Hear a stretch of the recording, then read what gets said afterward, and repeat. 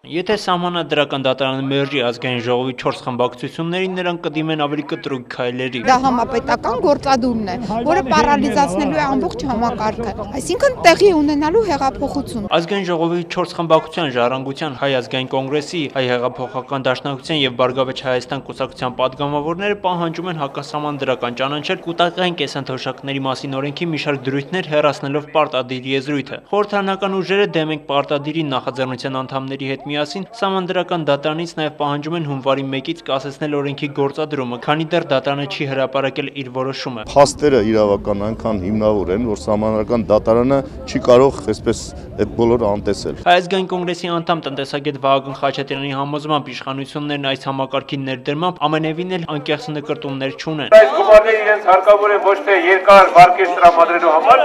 այլ հարկավոր են այսօրվա խնդիրները լուծելու համար։ Իսկ ժառանգության փոխնախագահ Արմեն Մարտիրոսյանը վստահ է, որ խնդիրը նպաստելու է փողոց դուրս եկած քաղաքական ուժերի համախմբմանը։ Ուժերը հետագայում եւս շարունակեն իրենց պայքարը առավել